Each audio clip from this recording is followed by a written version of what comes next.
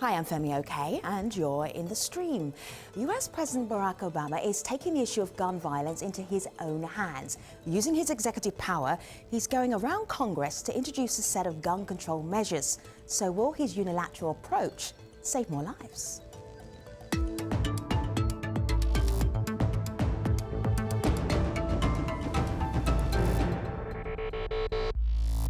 So many people die in the United States every day from gun violence, around about 80, depending on what stats you use. It's a major issue in the US. Solutions still seem to evade Americans. What do you have? Well, as we know from previous shows we've done on this topic, the shootings happen quite frequently in the US, and they also happen all around the country. So I want us to all take a look at what that looks like. This is an infographic from slate.com. It shows the incidents from just 2015. Now the red here shows the fatal shootings, the yellow are non-fatal, and the green you see here, those are a cluster of incidents. And you can type any US address into this site and see how many shootings happened near you. So what to do about it? Well, that's where we want to hear from you at home. You can tweet in with hashtag AJStream. My name is Thomas McManus. I am an academic lawyer and criminologist, and I am in the stream. On Tuesday, US President Barack Obama took to the podium in the White House and made his case for why he's bypassing Congress on gun control. Every single year, more than 30,000 Americans have their lives cut short by guns. 30,000. In Dr. King's words, we need to feel the fierce urgency of now. Because people are dying. And the constant excuses for inaction no longer do. No longer suffice. That's why we're here today. Not to debate the last mass shooting, but to do something to try to prevent the next one.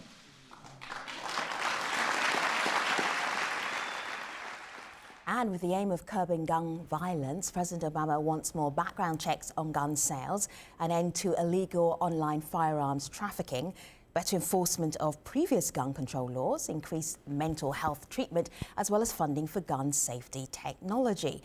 But this isn't the first time he's attempted to address this issue. Back in 2013, after Congress failed to pass gun control legislation following the shooting at Sandy Hook Elementary School, Obama signed 23 executive actions and then 2 more in early 2014. Despite this, last year there were 355 mass shootings in 336 days. So how much of an impact will these measures actually have? To help us talk about this, we're joined by Bindu Kalasan. She's the Vice President of Gun Violence Survivors Foundation. Geraldine Hills is founder of the Arizonans for Gun Safety. John Lott, President of the Crime Prevention Research Center, and Sergeant Howard Ray, a certified firearms instructor in Texas and member of the Survivors of Gun Violence Against Gun Control. Good to have you here, everybody. Sergeant Ray, I want to show you something here on my laptop. This is Texas Governor Greg Abbott, and as soon as these executive actions became public, this is what he said. Obama wants to impose more gun control. My response, come and take it. And then there you see the response there from the governor of Texas. Can you understand why some people got really upset about President Obama saying, okay, I think I'm going to do this for gun control because I'm not getting that much support from Congress? Do you understand why people were annoyed with that? Well, the main reason why people are annoyed with it is because, it's an executive overreach of his power. These things that deal with the Second Amendment, particularly within the Constitution, if anything's to be changed, it's from within Congress, and it's not from within, the president and his branch. And so the problem is that people that are exposed to, his regulations, his, newfound regulations, are again put under an undue burden. And the fact is, okay, well, we appreciate these new laws, but okay, now what about the criminals, Mr. President? What are we going to do? Well, Bindu, that argument you just heard Sergeant Ray explain is one that we're hearing from several people online. I want to share you the perspective of one. This is Rachel. She's works at a licensed arms dealer, and she says they already performed background checks for people, so this won't affect her that much. But this is what she had to say about Obama bypassing Congress. Have a listen. America was created as a democracy, and Congress is our elected body, so it is their job to listen to the people and make actions based on that. So anything that would go around them would be against why we created ourselves as a democracy, would go against America's founding fathers and what we set out to do. So Bindu, you hear her take. What's yours on that argument? Well, first of all, I'm not a constitutional scholar, but at the same time, but being a researcher, what I'm seeing is, as you explained, the mortality and the morbidity associated with gun violence. And by the way, it's not about gun control, it's about gun violence control. So he as a person and as the president, I guess he has he has rights to do what he's doing, and it's well within his constitutional reach. So if he is moving something forward so that some people can be saved, some lives can be saved, and some injuries can be prevented. And I don't think, at least when I looked at the summary of the executive measures, what he proposes, I don't think it is a very bold move, but I feel he's beginning to take those little steps. Because from what I've learned is that there is an inbuilt gun culture, a social gun culture in the country. So in order to affect a real change, a change which is more sustainable, and the change what we want, which will work long time, we need to work with the community. And for that, we can't take these drastic measures. So President Obama, at least according to my research, what I'm finding, he's taking those little steps, calling out to the people, making those little steps which can maybe in the future go on forwards and affect a change and save lives. John, how comfortable are you with these little steps as Bindu describes them? Well, unfortunately, I think these steps that he's taking are going to endanger people's lives. It's going to make it harder for people to be able to go and defend themselves. You know, you look at Washington, D.C., where they have the types of rules that he would like to have in the rest of the country. You have to go through and transfer a gun from one person to another. It costs a $125 fee that you have to pay. That may be something you or I can afford, but the very people that my research shows that benefit the most from owning guns, law-abiding, poor blacks who live in high-crime urban areas, the people who are most likely to be victims of violent crime, they're the ones who may not be able to pay an extra $125 in order to go and transfer a gun. You know, if the president really wanted to pass... This is Jerry in Arizona. And, you know, a report just came out Did you want me to finish? I'm sorry. I just have one question for you, because since you are the researcher, or one of the researchers here on the program, is do you support the current ban by the CDC of conducting any gun violence research? And do you support that ban, or do you think, like the president, like many other people, think that the CDC should be able to conduct that research? So the CDC is the Centers for Disease Control, if you're not familiar with that in the United States. And right now there's a ban by Congress about researching help me out there, John. Right now Congress is saying that there shouldn't be money used to research the impact of gun violence. I'm summarizing. And why are you not happy with that summary? Well, because what started in 1996 was Congress passed a rider to the spending bill that said that the CDC, the Centers for Disease Control, could not use government money to lobby for gun control issues. That's what the bill says. And so I'm not sure, Dr. Lott, where the CDC lobbies. If you actually look at what's happened to research, no more than 3% of firearms research in medical journals was ever funded by the government. And in fact, since that amendment to the budget went into effect in '96, medical research in firearms has gone up about double. So guess, people watching this from around the world, just take a break for a moment. People watching this from around the world, and they're thinking, there were 15 mass shootings in the United States from January to December, not even till the end of the No. You need to explain. So this is what they're thinking. So I just want to make sure that they get the idea of what actually is happening here in the United States. But you have to tell them what you mean by mass shootings. I mean, the types of mass shootings that you're talking about almost exclusively are gangs fighting against each other over drug turf. And these numbers include two gangs that may be fighting against each other well beyond and mass wounding shootings. somebody. We need to talk about the real gun violence. So guests, don't all talk at one time. Let me play this little clip and then you can come back at it and debate with me, but mostly amongst yourself. So we have President Obama, who's come out 15 times to talk about tragedies where many people have been shot. However you want to describe it, guess. This is what he says about that. We are answerable to those families who lose their loved ones because of our inaction. When Americans are killed in mine disasters, we work to make mines safer. When Americans are killed in floods and hurricanes, we make communities safer. So, Jerry, your brother was killed in a gun violence incident. So you really have the experience to be able to speak from this. So what the president has done in this week, in the last couple of years or so, will that help? Will that help another family avoid the suffering from what you had to experience? Yes. I think Why? we need to move the conversation beyond mass shootings. The reality is that over 200 people a day in the United States are shot. They all don't die.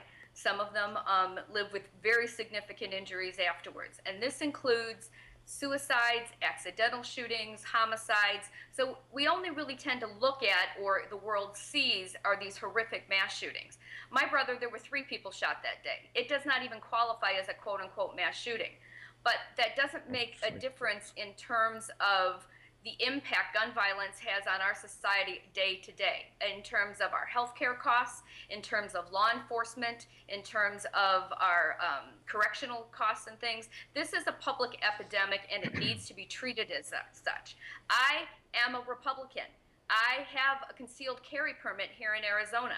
This is not about, you know, conservatives versus liberals. We all bleed, and gun violence impacts all of us, and we need to stop yelling past each other. One of the things I want to talk about, Dr. Lott made a claim earlier that it costs $125 to do a firearm transfer. And that is not accurate because there is no cost for a dealer to call the NICS system. I have an FFL dealer who sits on the board of Arizonans for Gun Safety, and he demonstrates all the time how to do background check systems through the database, and there is no cost to do that. So I don't know where he's getting this $125 figure from. But so, and even then, I have seen criticism that this may add the cost to a firearm or something. Well, here in America, you know, we have food inspections, and no one says, well, we can't inspect food because food could be more expensive for the poor. Or we have mandated safety features on cars, and no one says, well, you can't have seatbelts and airbags in cars because it makes the cost, and then the poor can't afford that. That's a really specious argument as far as I'm concerned. No, with the I would agree with Jerry. Here's the question. Is who pays for this cost? And I would say, if you really believe that this is going to reduce crime, I don't. It hasn't, and we can talk about the fact that when it's not You seem to be focused Well, on crime. the president is And I would actually argue. All right, so guess I'm just going to marshal this conversation a little bit so I can hear you all. All right, so Bindu, what did you want to add? And then Sergeant Ray, I'll come to you. No, I said, you know, I would agree with Jerry in that case. Imagine you want to get a driver's license. You do, you know, I have a teenager who's trying to drive. So he has to go through this whole program with spanning 2 years. And we have to get him somebody to teach him how to drive, you know, and there's a substantial amount of cost. And that is just to drive a car. So I would say just $125 is what it takes to own a lethal weapon, which can kill yourself or kill another person. That is a very small sum. Sergeant Ray? That's just the trade. Well, you know, here's the deal. The bottom line, and you actually alluded to it in the very beginning of the show. President Obama already implemented some 26 regulations before these that he implemented the other day, and there were still, as your statistics say, 355 types of shootings. Now, if there's 26, why not 27? And then you actually get to all the laws that are on the books, which are thousands. Why would it be any different in this circumstance? It's not. And the bottom line is it's a feel-good type thing that makes us psychologically feel better or theoretically feel better about certain circumstances. But gun control, frankly, doesn't work. I know. I have been there. November 5th, 2009, I had a terrorist named Nadal Hassan decide he was going to come in and kill 13 men and women and one unborn child and nearly take my life. And guess what? That did not, the president responded, and so did the other agencies associated with that. Oh, maybe you guys need to register your weapons. And instead of actually arming our citizens, or in fact our soldiers, to protect themselves. The fact is radical Islamic jihad is on the rise. Okay, and it has been for some time. And our individuals are between people who just randomly own guns, civilian ownership and soldiers owning guns. I mean, Exactly. Soldiers are really there trained is no to difference. do that. There is no difference between I am a sure civilian and a Of soldier. course there's a difference. There's a difference in training and everything else. Guess why did I have that moment of silence there? It was just a tiny sliver of silence. Let me just bring in Malika. Malika, go ahead. Oh, well, this will probably just add to the debate because it's two different perspectives. This is one person who might agree with you, Sergeant. This is Voice of Albayan, who says, tell me how stopping sensible people legitimately having guns is going to stop this. Criminals will always find guns. On the other hand, though, this is someone more personally affected. This is Nicole. She's the mother of a Sandy Hook victim. And she says, I think that Obama's latest decisions will create more obstacles for firearm trafficking and help reduce the number of guns getting into the wrong hands. John, what would you say to Nicole? I wish that was true. Look, as you mentioned, 15 times the president's spoken out after these mass public shootings, and each time he's called for these background checks on private transfers. And yet, in not one of those cases would those laws have made any difference in any of those attacks. And none of the attacks during his administration, and none of the attacks during George Bush administration would this additional law have affected one single case. And yet he keeps pushing it. And the question is, what are the costs and what are the benefits? Look, you have to understand the vast majority of gun crime in the United States is drug gang or gang related. And how hard is it to keep gangs from getting drugs? I mean, we've spent a huge amount of effort on it. If tomorrow you could pass a law, or you could, let's say, click your fingers and have all illegal drugs disappear from the country and all guns, how long do you think it would be before illegal drugs started coming back in? An hour, a half hour? And how long do you think it would be before they started bringing in guns with them? The same amount of time. This is valuable property. It's not like a drug gang can go and call up the police and say, this other gang stole our drugs. Can you help us get it back? But if you look across this is Jerry again. And again, I'm sorry, but you just said that the majority of gun crimes in this country is gang and drug related, and the CDC's studies do not back that up. Actually, the majority of gun violence and gun crimes in this country are suicides. 63% of all gun deaths are suicides. Jerry, I agree with you. My study actually shows that I published a study, and it shows very clearly majority of the gun deaths are due to suicides, not homicides, as you say. And I kind of agree with part of what you're saying, that it is possible that, okay, you try and reduce crimes, gun deaths will reduce. Yes, partly, but that stopped. That stopped when we were in year 2000. You know, that decline, which was happening from 1993 onwards, it stopped and it plateaued. So did you ever stop to think why that was the case? Well, first of all, like it did in Chicago. You can talk about suicides. I'm not talking about Chicago. Well, talk. Well, I mean, let me just bring in some. We've got 5 minutes left in this conversation, so I want to share the conversation a little bit more. John, hold tight for a moment. Bindu, I'm just going to bypass that question you had to John, so I can add some more of our community into the conversation. Well, this is actually picking up on something that Bindu, you talked about, which is those suicides. This is Arman, who says, well, considering more than half of U.S. suicides are committed with firearms, how mental health is addressed in the U.S., it needs massive reform to challenge stigmatization. And this is a first positive step in the right direction. What do you make of that link between mental health and background checks with guns? Well, this is going to stigmatize it even more in the sense that people have to worry if they go and seek mental health assistance that they're going to face certain penalties. One may be the loss of their ability to go and protect themselves. You know, but isn't that the right thing to do in terms of, are you going to just sit back and allow somebody with mental health to buy a gun so that in the future they can kill them? They might kill themselves. You know, that is, you know, as a researcher, it is important to think in terms of preventive health. John, let me just hear what Bindu has to say back to you, and then Sergeant Ray, go ahead. What did you want to say? Sergeant Ray. As a researcher, you know, you want to be able to. Sorry, Sergeant Ray, go ahead. Now, as a researcher, for me, prevention is important. You know, so when I think about you're allowing a person to who might in the future, because of their mental health situation, you know how that can be, and they use that gun on themselves and possibly kill themselves. You might want to you know, prevent that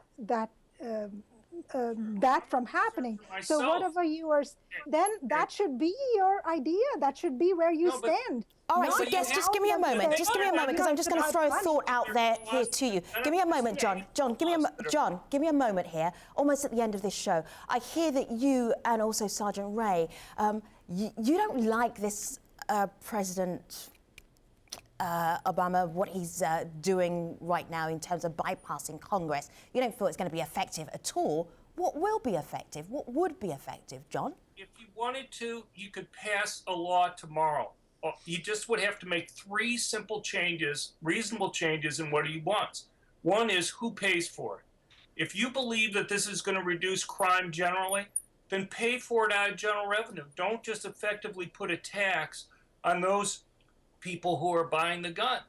The second thing is the current background check system is a mess. Virtually everybody, about 99% of those who are stopped, are false positives. You know, when the president goes So what would work? Sergeant Ray, moving on. Sergeant Ray, what would work? Well, have it paid out of general revenue would help get it passed. Let me hear some more ideas. See, you know, again, one of the problems I see is we're looking to government to solve this problem. This isn't a government problem that we solve. And if I may just go back quickly on the mental health issue, okay? The bottom line is our criminal justice system is not set up or predicated on the fact that we must prevent crime. What it's predicated on is that once a person does commit crime, that there is a justice system in place that affixes blame and punishment on those that violate the law. And that's where it needs to stay, number one. And number two, if you really want to fix this, we have to fix the family.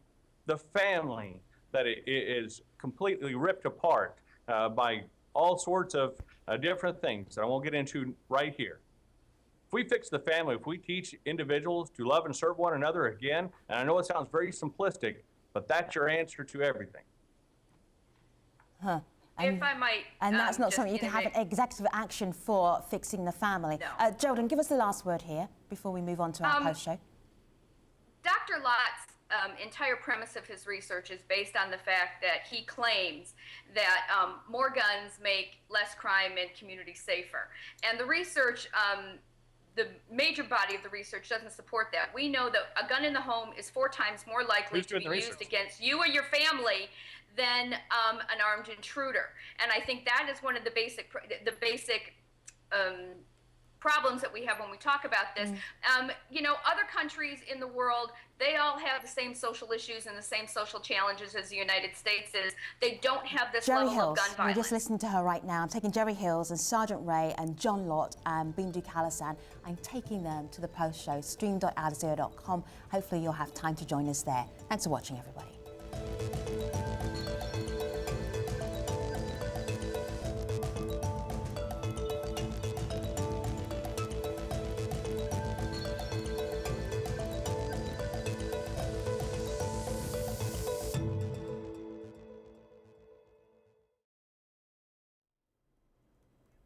Hello, this is the Streams Online Post Show. We've been discussing US President Barack Obama's use of executive power to enforce gun control laws, or gun violence laws, really, if we're talking about the issue here in the United States. One of the things I'm not hearing is what might be possible ways forward. I believe the reason for the executive action, presidential executive action, was because over a period of years, nothing really has happened or changed much in terms of gun violence laws, regulations, restrictions, etc. Malika, what's our online community talking about? We are hearing from people who have personal experience with this. We heard from one person earlier in the main show, from Sandy Hook, and this is another person out of New Mexico who sent us a video comment. This is Ryan. Jerry, I want you to have a listen to what he told the stream. An individual brought a loaded gun onto campus this past fall, and we were placed on a lockdown. Being from a small community, we never expected a scare to happen to us, but when it did, our whole perception on gun violence changed. Hearing of many statewide shootings, such as 4-year-old Lily Garcia, who was shot and killed in a road rage incident in December, and having 2 of my cousins being killed due to a gun incident, I believe the best way America could stop this huge epidemic is to bring awareness and pass laws that keep guns out of unsafe hands. So keeping them out of unsafe hands, easier said than done, naturally. But Jerry, what do you think should be done? I have, again, my brother was killed by a man who had a federally licensed, he was a federally licensed firearm dealer. He also struggled with mental health issues, and his license was not taken away. I've never been given a good reason for that. But I agree with the comment there is that right now 40% of all gun transfers in this country are unregulated. That means if you go in and buy a gun from a licensed dealer, you are required to have a background check. But go to a swap meet, go to your neighbors, online, there's 40% of gun sales that are unregulated. And that is where crime, that is where guns used in domestic violence, murder, suicides are being used. So we need, if it's not unconstitutional to go into a gun store and have a background check to buy a gun, I don't see the argument, and most constitutional scholars agree, that it's not unconstitutional to require a background check for every gun transfer, regardless of the point of sale. Even if you had a check on every gun, you're still going to have gun violence. You still will not take that away. It may, again, make you feel good, but it doesn't actually solve the problem of, okay, the road rage incident that was mentioned by the young man in the video. What caused that road rage? An individual's desire to, be angry and take it out on someone. It had nothing to do with him, passing a background check. He probably did, and then guess what? He got mad, and he just decided he was going to take the action he did. And nobody here, and please understand, nobody here, especially at least on my side of the argument, I don't believe encourages or condones those types of behaviors. Every time someone dies, it's very egregious. But what we do is we have to look at the totality of circumstance, and that is, where's the prevention piece in your argument? Do you think that if we just put a background check on people buying drugs, that you're going to stop them from buying illegal drugs? I mean, the problem I don't think background checks are any type of panacea to gun violence. It's not like the drug gangs in Washington, D.C. pay a $125 fee to go and get their guns. What you end up doing is making it so the law-abiding citizens bear these costs and not the criminals, and you disarm the law-abiding citizens relative to the criminals and make it easier for criminals to go and commit these crimes. Again, we're back to your argument of armed citizens prevent bad things from happening. Here in Tucson, at the Tucson shooting, where the 5th year anniversary comes up on Saturday, there were people in that parking lot of the Safeway in Tucson who were concealed carry permit holders, who had guns. They did not pull out their guns and stop that shooter. Well, that's a training issue. Because people... But they do it all the time. If you go to our down website, physically, okay? It happens all the time. I hear. No, I agree with Jerry there. Guys, let me just give. Could you please name someone in the Fort Hood shooting, both of them, that was better off unarmed? All right, guess. Let's just give a moment. There's a Fort Hood shooting was on an army base, right? So this is a slightly unusual circumstance, okay? just take a moment. Everybody just take a moment. Just collect our thoughts, because remember, people watching this internationally and trying to make sense of what on earth it is that you're talking about. So let me just show you this. This came out just on Monday. And this is what the president is saying, President Obama is saying, a common sense steps. So I just want to get your take on this. Keep guns out of the wrong hands through background checks. I think we kind of covered that, and you're not happy with that. So let me just move on to make our community safer from gun violence. Sergeant Ray, is there anything there that you object to? Is that common sense? Those, you know, I won't argue that those are not what we would say common sense. Yeah. Because they are common sense. All right. But as we noted with lots of things within government, government cannot legislate morality or common sense. Common sense is the individual. And unless one is you were prepared talking about family values. So when you were saying that, and then compared to what you're saying right now, it's the same thing, right? There are parallels here. So I'm not following what you mean by, okay, you want the family structure to be stronger, but at the same time, here you go. And then let me just push on to something else, because I feel like we're going round in circles. I hear your points very clearly and your perspectives very clearly. Here's something that we haven't talked about, this last thing here. Shape the future of gun safety technology. So there have been shootings where the gun it's been background checked, the person doesn't have any mental illness, but somebody else has picked up the gun and used it. So if only the person who was authorized to use the gun used the gun, would that make a difference? Let's ask John. Now, would that make a difference, John? Those guns cost about $1,800 to go and buy, and police would never use them because they're unreliable to begin with. And so the issue becomes, again, all these rules that you're talking about cost something. Yeah, but John, I'm posing this. John, I'm posing this to you. It's about shape the future of gun safety technology. Pretty much all of that technology started off as really, really expensive and then came down. So looking ahead, looking to the future, I don't understand, how does America even begin to tackle this if everything is a shrug? Well, that's not going to work, that's not going to work, that's not going to work. But looking ahead to the future, possibilities. Is that a possibility? Well, technology? I suppose anything's a possibility, but what's being talked about right now is something that's extremely expensive. And like these other things, all these costs add up. Americans use guns defensively about 2 million times a year. That's about 5 times more frequently than crimes are committed with guns. All right. So John, just for the sake of if money's what you're really concerned about, how about how many people are killed every year, and the insurance of that, and the families from that, and the expense of that?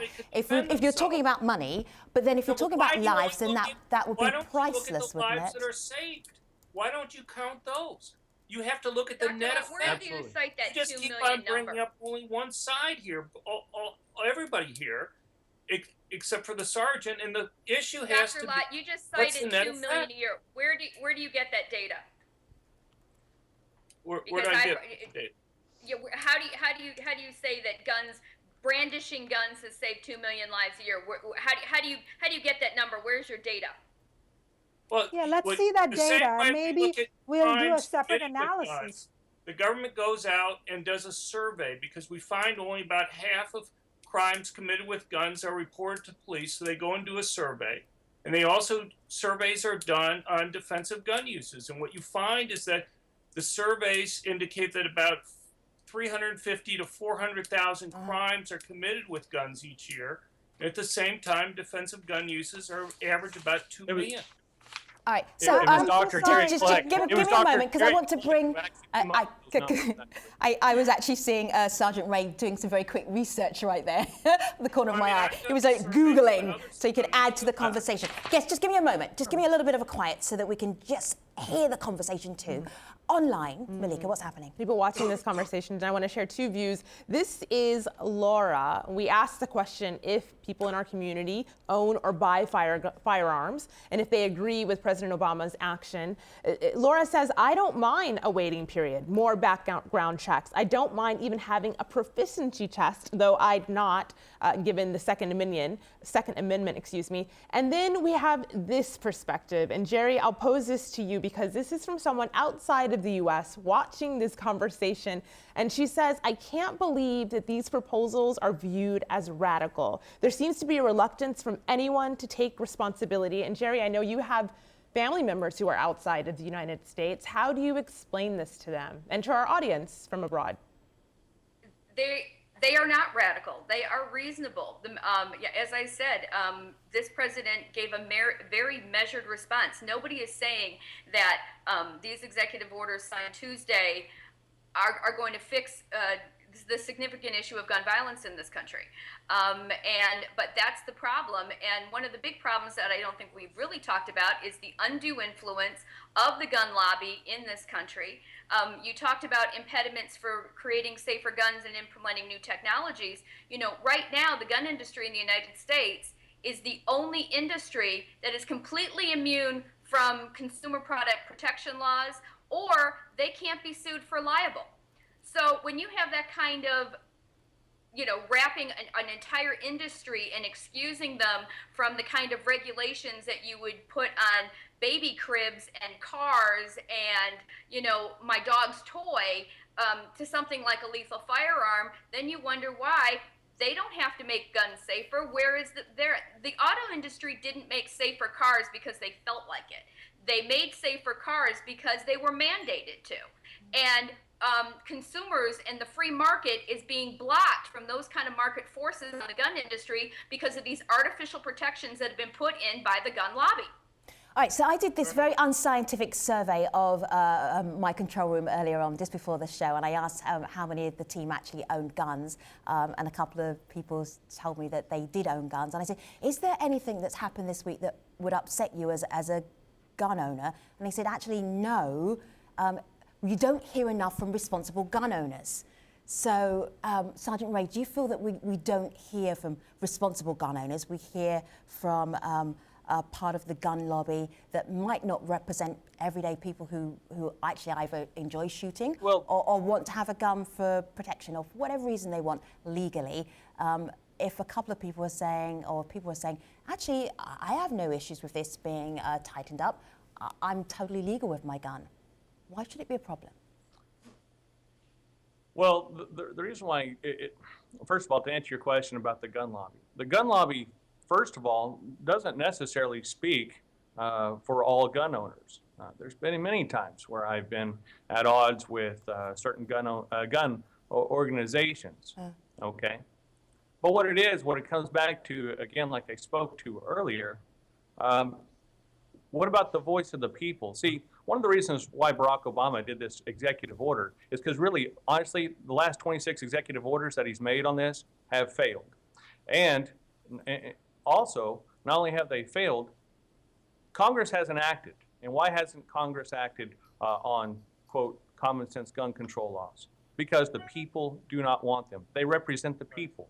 And unfortunately, for those that are against this... Oh, okay, all right. Sorry. Sergeant Ray, I'm not sure even if we did a poll right now, Americans would say they felt Congress represented them. But that's democracy for you. It's imperfect. We're going around in circles. I really appreciate all of your takes. I just wanted to add in that little bit about gun owners who feel like maybe some of them aren't being represented in this debate anyway. Sergeant Ray, Jerry Hills, Bindu Kalasan, John Lott, thank you very much for passionately debating this conversation today. Really appreciate your time on the stream. Take care, everybody.